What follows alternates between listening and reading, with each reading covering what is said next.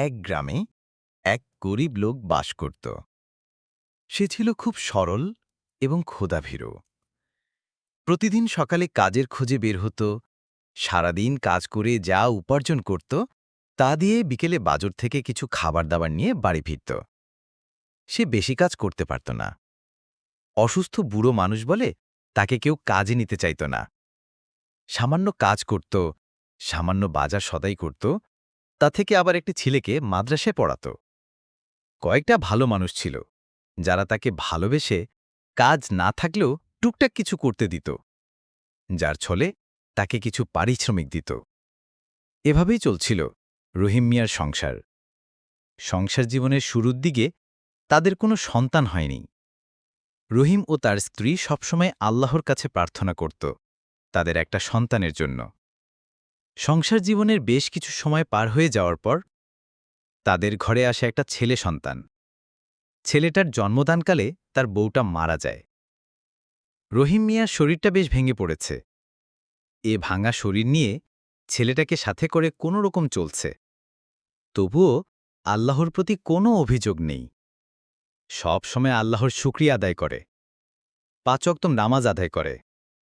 তার এই সততা ও আল্লাহ ভীরুতা দেখে অনেকেই অবাক হয়। আবার এই আল্লাহ ভীরুতার জন্য অনেকেই তাকে ভালোবাসে। প্রতিদিনের মতো আজও রহিম কাজে বের হয়েছে। হঠাৎ করে সেখানে এক ধনী মানুষের সাথে দেখা হল। ধনী লোকটি রহিমকে দেখে বলল, তোমার এত কষ্ট করে ছেলেটাকে নিয়ে সংসার চালাচ্ছ, বউটা অকালে মারা গেল, তারপরেও আল্লাহর প্রতি তোমার ভালোবাসা দেখে আমি অবাক হই। তুমি কি সত্যিই বিশ্বাস করো যে আল্লাহ আছেন? এটা কি কথা বললেন সাহেব?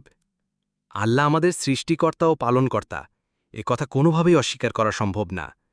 আমি সত্যই বিশ্বাস করি আল্লাহ আছেন। ধনী লোকটি মুচকি হেসে বলল, তোমার এত বিশ্বাস আল্লাহর প্রতি, তুমি যদি সত্যিই বিশ্বাস করো তাহলে 3টি প্রশ্নের উত্তর দাও। আল্লাহ কোথায়? তিনি কি করছেন এখন? তিনি কি দিয়ে সবকিছু সৃষ্টি করেছেন? রহিম হতবাক। সে ছিল অশিক্ষিত, কিন্তু তার ঈমান ছিল অটুট। তার বিশ্বাস তো অনেক দৃঢ় বিশ্বাস, কিন্তু সে বুঝিয়ে বলতে পারছিল না। তাই সে বুদ্ধি করে বলল, আমি এসব প্রশ্নের উত্তর জানি না, তবে আমার ছেলে আছে, সে মাদ্রাসায় যায়, কোরআন পড়ে, মসজিদে যায়, সে হয়তো বলতে পারবে। পরদিন সে তার ছেলেকে নিয়ে গেল। ছেলেকে দেখে লোকটি খুব আগ্রহ নিয়ে ছেলেটিকে প্রশ্ন করল। লোকটির প্রশ্ন শুনে ছেলেটি চুপ করে রইল। তারপর বলল, প্রথম প্রশ্নের উত্তর, আপনি কি এক গ্লাস দুধ এনে দিতে পারবেন? ধনী লোকটি অবাক হলেও দুধ আনল। ছেলে বলল, এই দুধের মধ্যে কি মাখন আছে? ধনী বলল, হ্যাঁ আছে। আপনি কি সেটি দেখতে পাচ্ছেন? না, দুধের মধ্যে মাখন আছে তা দেখতে পারছি না। তাহলে আপনি কিভাবে বিশ্বাস করেন যে এতে মাখন আছে? ছেলে বলল, ঠিক তেমনি আপনি আল্লাহকে দেখতে পান না, কিন্তু তিনি আছেন, যেমন দুধে মাখন থাকে। দ্বিতীয় প্রশ্নের উত্তর, ছেলে বলল, আপনি সূর্যের দিকে তাকিয়ে বলতে পারেন সে কি করছে? ধনী বলল, না, সূর্যের আলো এত বেশি যে আমি তাকাতেই পারি না। ছেলে বলল, যে সূর্যের আলো সহ্য করতে পারেন না, তার সৃষ্টিকর্তা আল্লাহ কি করছেন তা আপনি কিভাবে বুঝবেন? তিনি আমাদের সবকিছুই দেখছেন, শুনছেন, জানেন, কিন্তু তিনি নিজেই অতি বৃহৎ, যা আমরা ধরতে পারি না। তৃতীয় প্রশ্নের উত্তর, ছেলে মাটি থেকে একটি মুঠো ধুলো তুলল, বলল, আল্লাহ এই ধুলোকণা দিয়েই মানুষ সৃষ্টি করেছেন। কুরআনে আছে, আল্লাহ মানুষকে মাটির মধ্য থেকে সৃষ্টি করেছেন। পৃথিবীর সবকিছুই তিনি তার ইচ্ছায় কিছু না থেকেও সৃষ্টি করেছেন। ধনী লোকটি স্তব্ধ হয়ে গেল, চোখে পানি এসে গেল। সে রহিম ও তার ছেলেকে বলল, আমি তোমাদের পরীক্ষা করছিলাম। তোমরা যে প্রতিদিন আল্লাহর ইবাদত করো, তার ভরসা করো, তার উপর ঈমান কতটুকু মজবুত।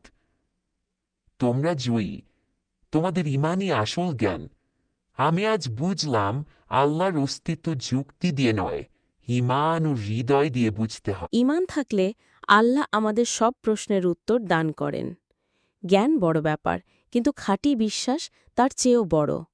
আল্লাহকে দেখা যায় না, কিন্তু তার অস্তিত্ব প্রতিটি সৃষ্টির মধ্যেই বিদ্যমান।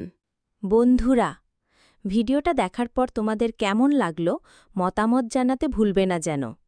হ্যাঁ বন্ধুরা, এমন সুন্দর সুন্দর ভিডিও দেখতে চ্যানেলটি সাবস্ক্রাইব করার অনুরোধ রইল।